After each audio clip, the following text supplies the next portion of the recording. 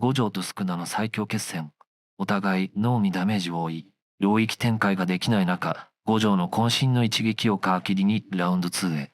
そして231話、ついにマコラの法陣が開店。どうも、シンディです。考察界隈でにわかに噂されている天野逆鉾再登場説。大方の予想はよろずが託した何かだとは思うのですが、今回は別視点でも予想を広げていきたいと思います。このチャンネルでは最新話までのネタバレを大いに含みますので、アニメ単行本派の方はブラウザバックか静かに動画を閉じることをお勧めします。では早速行ってみましょう。天野逆鉾メタ的伏線。ジャンプ33号第229話にて、来年春に発売予定の単行本26巻、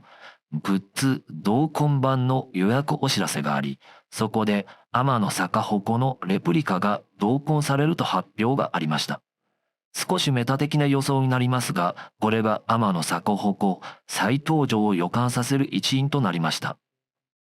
アニメ連動でのスペシャルギフトという見解が濃厚かもですが、天野逆鉾の特性を再度調べていくと、再登場もあり得ると予感し、その激アツな展開を妄想しました。まずは天野逆鉾についておさらいしてみましょう。特級呪具天野逆鉾。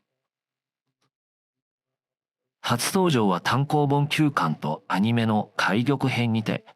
伏黒当時が五条悟の無加減呪術のバリアを破るために使用をしました。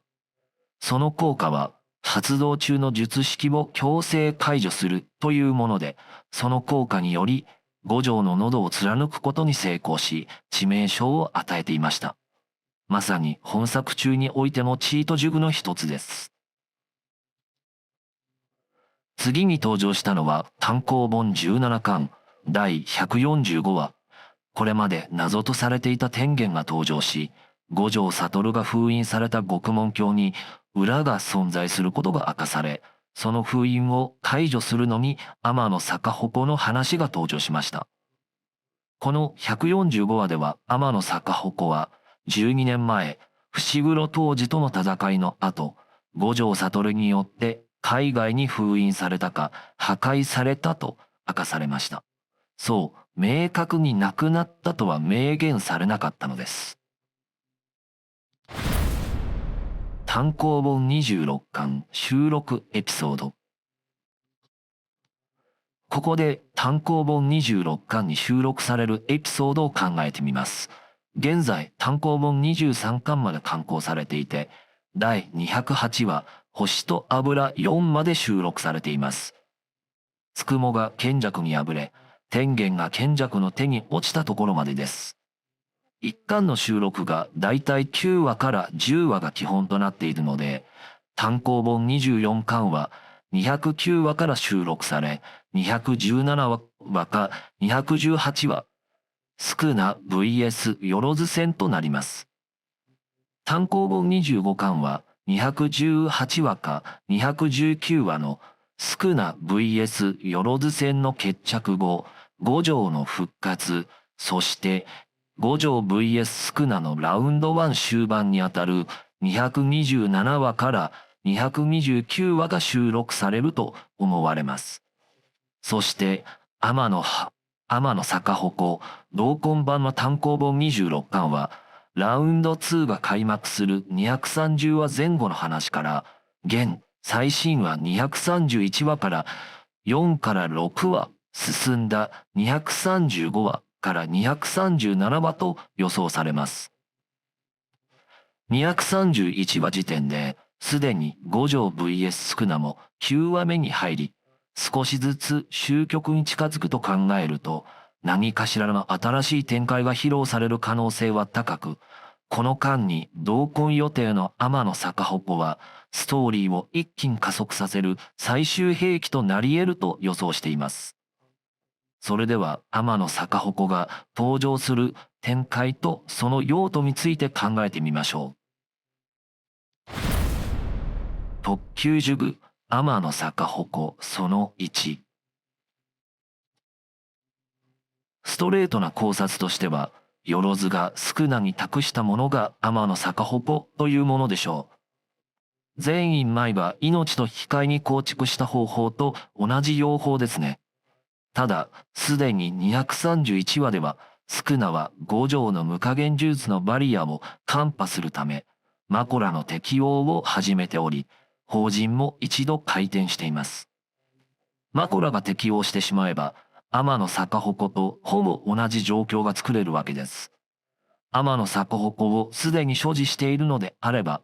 わざわざマコラの適用のためにダメージを肩代わりする必要もないので、このよろずが託したもの説は可能性が低いと考えています。特級呪具天の逆鉾その2。天の逆鉾は単行本17巻で五条悟によって海外で封印されたか破壊されたかと明かされ、亡くなったとは語られていません。五条は伏黒のために当時の形見としてどこかに封印していたのではないでしょうか。宿儺との戦いまでの1ヶ月でその封印を解き、最終決戦に持ち込んでいる可能性があります。マコラに無加減呪術を適用されてしまった後、術式を強制解除する天の逆鉾で、マコラ対策をするのではないかと思っています。また、五条がかつて致命傷を与えられ、一度は敗北を喫した伏黒当時が残した天の逆鉾で、今度は伏黒恵を救うという胸熱展開まで妄想させられます。特級呪具天の逆鉾その3。これも胸熱な考察ですが、賢弱に対して天の逆鉾を使い、単行本11巻で賢弱が語っていた脳を入れ替えれば肉体を転々とできるという術式を強制解除し、下等の魂と肉体を解除するというものです。第222話で、獄門境から抜け出した五条が家入、伊地知に向かって三人になっちゃったと告げると、家入がまだ一人半端になってる奴がいるだろうと答えます。やはり下等をどうにかするという断固たる決意が伺えます。天の逆鉾を五条が使うか家入が使うか話の流れで変わってきそうですが、二人のどちらかが下等を救ってあげるのだと思っています。いかがでしたでしょうか。天の逆鉾、再登場するだけでぐんと妄想が膨らみませんか。伏黒案、下等案、きっと何らかの代償を伴う使い方にはなりそうですが、胸熱の感動展開が待っていると思います。皆様からご意見もぜひお聞かせくださいませ。もしよろしければ動画への高評価、チャンネル登録などいただければ励みになります。それでは次回の動画でお会いしましょう。シンディでした。